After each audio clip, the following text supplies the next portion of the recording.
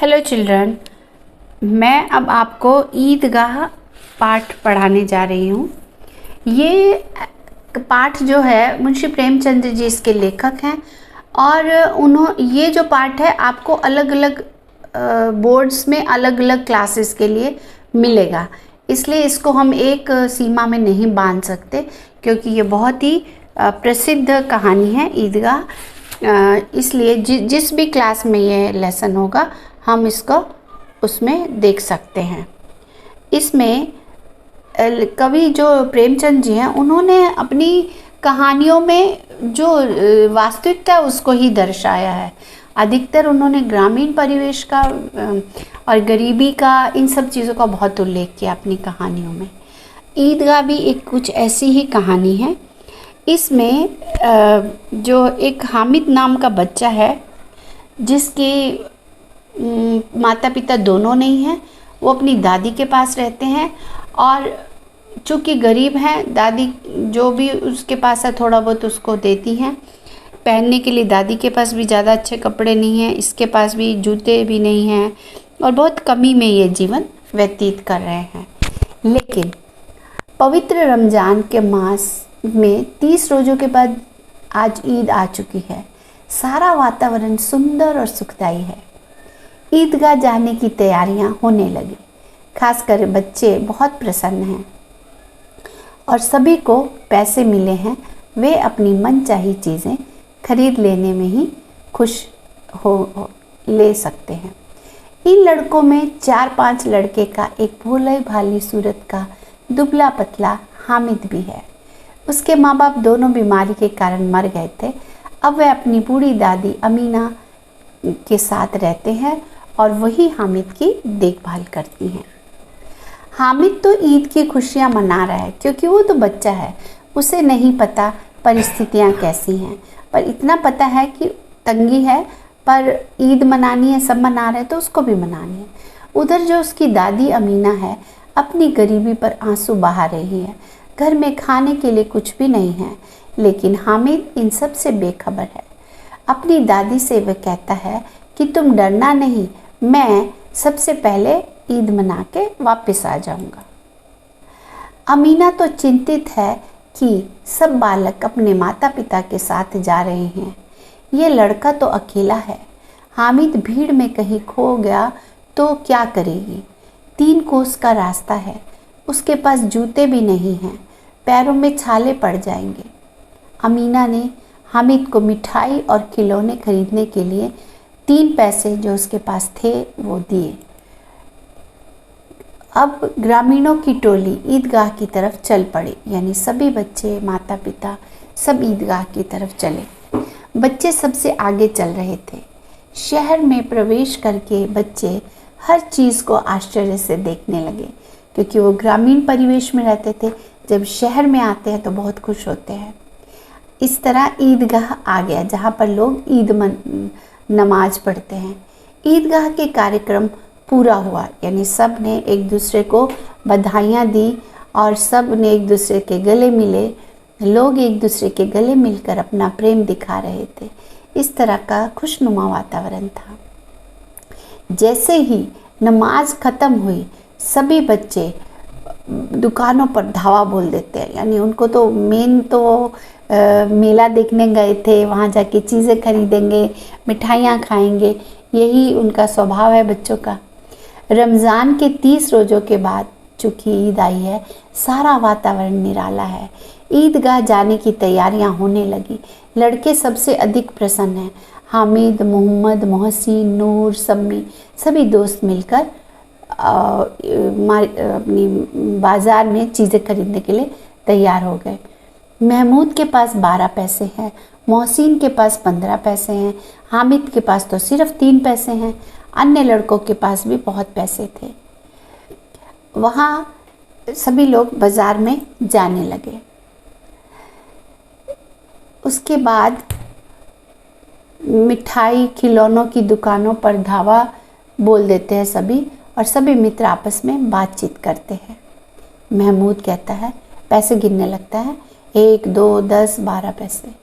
मेरे पास 12 पैसे हैं, मिठाइयाँ और खिलौने खरीदूंगा। मोहसिन, पैसे गिनकर। मेरे पास 15 पैसे हैं, इनसे खिलौने, मिठाइयाँ, बिगुल, गेंद और कई चीज़ें खरीदूंगा।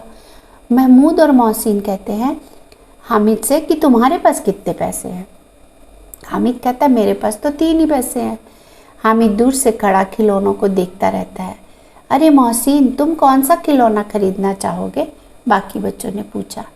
मोहसिन, अरे महमूद, ये देखो बिश्ती सुंदर है, मैं इसे लेता हूँ। बिश्ती मतलब जो पानी भरते हैं और पानी देते हैं। महमूद और अन्य मित्र, वाह बहुत अच्छा है, ले लो। मोहसिन, महमूद तुम्हें कौन सा खिलौना पसंद है? महमूद, देखो यहाँ के सब खिलौनों में ये सिपाही का खिलौना मुझे अच्छा लग रहा है, कैसा है? मैं लेना चाहता हूँ। मोहसिन ने कहा बहुत अच्छा है, तुम उसे खरीद लो। और इस तरह से वो एक सिपाही का खिलौना खरीद लेता है। महमूद मोहसिन दोनों नूर और सम्मी से पूछते हैं।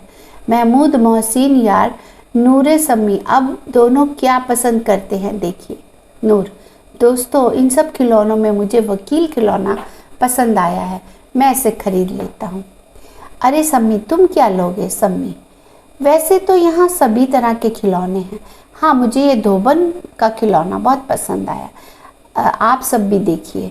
सब देखकर कहते हैं हाँ हाँ सुंदर है, तुम इसे ले लो। इस तरह से सब अपने अपने खिलौने लेकर हाथ में पकड़कर खिलौनों को चाव से देखने लगते हैं और हामिद से पूछते हैं, अरे हामिद, दूर क्यों खड़े हो? तुमको कोई खिलौना पसंद नहीं आया क्या? हाँ भूल गए, तुम्हारे पास तो हाँ 3 ही पैसे हैं। सब उसका मजाक उड़ाते हैं और हंस पड़ते हैं और सब कहते हैं चले अब मिठाइयों की दुकान पर। सब वहाँ पहुँचते हैं। वे सब मनचाही चीज़ें खरीद कर आनंद मना रहे हैं। हामिद तो चुपचाप खड़ा सबको देखने लगा। उसके मित्र महमूद, मोहसिन, नूर और सम्मी ने अपने अपने मनपसंद खिलौने खरीद लिए। हामिद भी खिलौने खरीदना चाहता था लेकिन उसके पास 3 ही पैसे थे। इसके बाद सभी मित्रों ने मिठाइयाँ भी खरीद कर मज़े से खाने लगे। हामिद तो अपने आप को रोक के बस देख ही रहा था। उसके मित्रों ने उसका मजाक भी उड़ाया पर वह मौन चुपचाप उन सबको देख रहा था। रास्ते में लोहे की दुकान उसे दिखाई पड़ी। हामिद ने 3 पैसे में एक चिमटा खरीद लिया। हामिद ने चिमटे को लेकर कंधे पर इस प्रकार रखा मानो बंदूक हो और अकड़ता हुआ साथियों के पास पहुंचा। मोहसिन और महमूद ने उसके चिमटे को यह कहकर मजाक उड़ाया कि यह कोई खिलौना थोड़ी है। तब हामिद ने उन्हें बताता है कि खिलौना ही तो है, जैसे कंधे पे रखो तो बंदूक, हाथ में लिया तो फकीरा का चिमटा मंजीरे का काम भी देता है और तुम्हारे सभी खिलौनों की जान भी निकाल सकता है, यानी उन्हें तोड़ भी सकता है, पर इसको कोई भी इसका बाल बांका भी नहीं कर सकता। सम्मी चिमटे को लेने के लिए हामिद को अपनी 2 आने की खंजरी देना चाहता है पर वह नहीं बदलता। चिमटे ने सब लड़कों का मन मोह लिया पर अब कोई चाहकर भी चिमटा नहीं खरीद सकता था क्योंकि उन सब के पैसे तो खर्च हो चुके थे और मेले से भी वो दूर आ चुके थे। सब मिन्नतें कर रहे थे हामिद को थोड़ी देर चिमटा लेने के लिए और अपना खिलौना देना चाहते थे पर उसने नहीं लिया। रास्ते में महमूद को भूख लगी तो उसके पिता ने उसे खाने के लिए केले दिए और जिनमें से उसने हामिद को भी खिलाए। अन्य मुंह ताकते रह गए क्योंकि महमूद हामिद के चिमटे से बहुत प्रभावित हुआ था। क्योंकि उसकी दादी अमीना रोटी तवे से उतारती थी, उसकी उंगलियां जलने लगती थी, इसलिए दादी का कष्ट दूर करके वह उसे सुख पहुंचाने के ख्याल से चिमटा लेता है। इसके लिए उसके मित्र मजाक भी उड़ाते हैं। घर पहुंचा तो दादी दौड़ कर आई और उसे प्यार करने लगी। हामिद के हाथ में चिमटा देखकर सिर पीटने लगी। दादी को गुस्सा आ गया। मेले में जाकर कुछ खाने पीने के स्थान पर वह चिमटा क्यों ले आया है? चिमटे के बारे में पूछ लिया तो हामिद ने कारण बताते हुए कहा, तुम्हारे हाथ तवे से जल रहे हैं ना, इसलिए तुम्हारे लिए चिमटा ले आया। यह बात सुनकर अमीना पिघल गई और उसका मन गदगद हो उठा, अर्थात वो प्रसन्न हो गई। अपने सुख व खुशी के लिए सोचना साधारण बात है। अपने बुजुर्ग और बड़े लोगों का आदर करते उनको सुख और आराम पहुंचाने का यत्न करना, यह तो बहुत ही महान कार्य है। अर्थात इस कहानी से लेखक हमें यह बताना चाहता है कि किस तरह से हमें अपने बड़ों का ध्यान रखना चाहिए, उनकी केयर करनी चाहिए और उनकी खुशी में ही अपनी खुशियों को ढूंढना चाहिए। यही जीवन है।